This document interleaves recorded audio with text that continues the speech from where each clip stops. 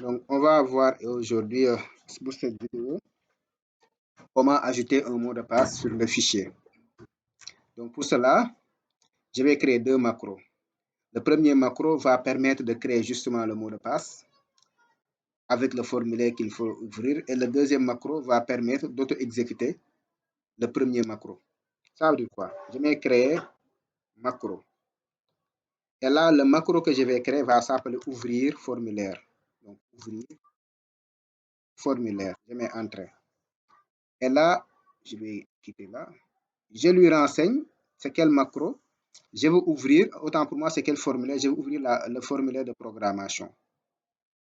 Maintenant, le formulaire de programmation là, je vais l'ouvrir en mode de données. Donc, en mode de données, je vais l'ouvrir en mode modification. C'est-à-dire, je vais pouvoir modifier ça. Je vais pouvoir ajouter des enregistrements. Mais dans ce cas-là, qu'est-ce qu'il faudra faire? Il faut ajouter une condition. C'est-à-dire, il faut créer un mot de passe pour pouvoir modifier ça. Il faut saisir un mot de passe. Donc, je vais venir ici, mettre ajouter. Ou bien là, je vous montre l'autre méthode.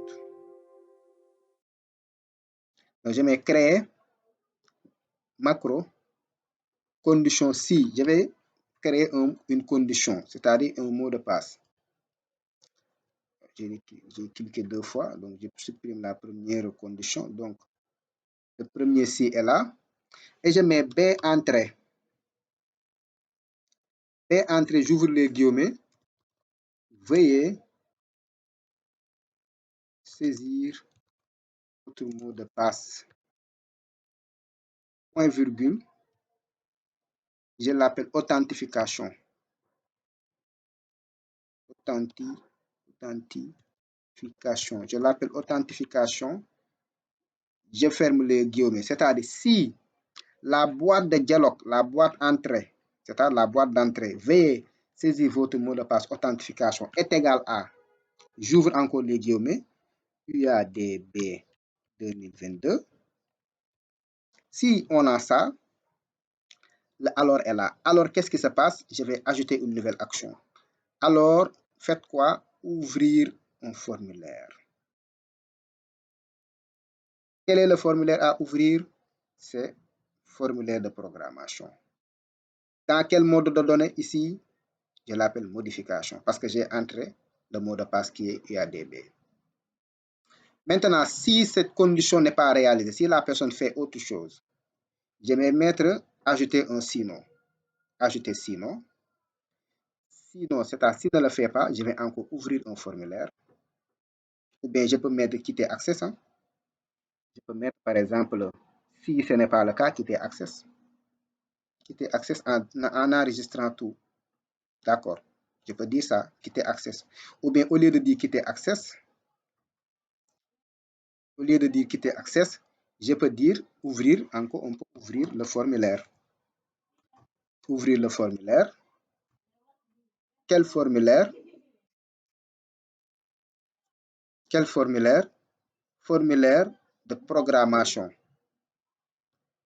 Formulaire de programmation, mode de données, je vais prendre lecture seule. Comme ça, la personne ne pourra pas apporter des modifications.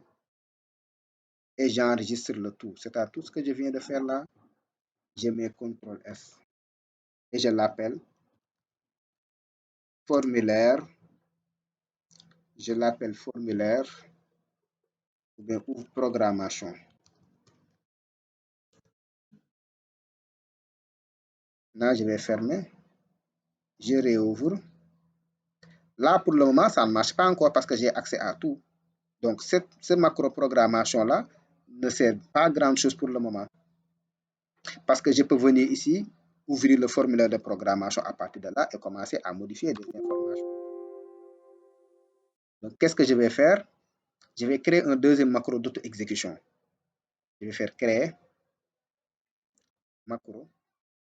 Je viens là. Je vais faire exécuter macro. Exécuter macro. L'ordinateur me demande c'est quel macro. C'est le macro programmation. Et je mets CTRL S. Cette fois-ci, ce deuxième macro, je vais l'appeler auto-exec. puis je mets OK. Quelle est l'utilité? C'est que si j'ouvre le fichier, l'auto-exec va me demander le mot de passe. Si je mets AZERTY,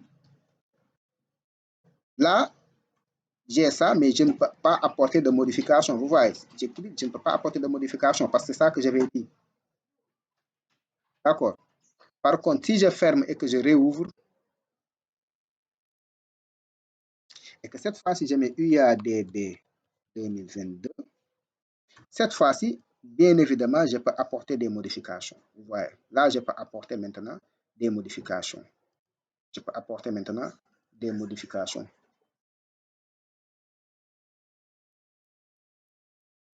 Maintenant, jusqu'à présent, n'importe quel utilisateur peut venir ici sur les matières et autres pour faire des modifications.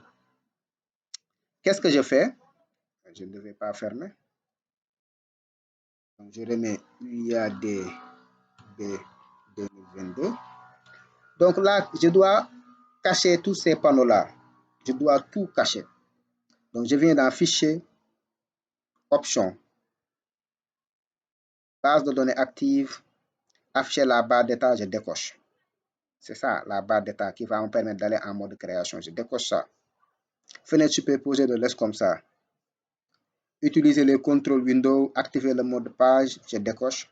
Autoriser les modifications, je décoche. Vérifier les champs numériques tronqués, je laisse comme ça. Afficher le volet de navigation, c'est ça, je décoche. Autoriser les menus complets, je décoche. Autoriser les menus contextuels, c'est-à-dire les clics droits, je décoche. Hein? Et quoi d'autre? Je vais descendre encore, voilà, c'est bon, je pense que là c'est bon. Je mets OK. Je vais fermer tout. Et je reviens. Cette fois-ci, si je me trompe, vous voyez que là, c'est vrai, je ne peux plus, comment dirais-je, je ne peux pas apporter de modification ici.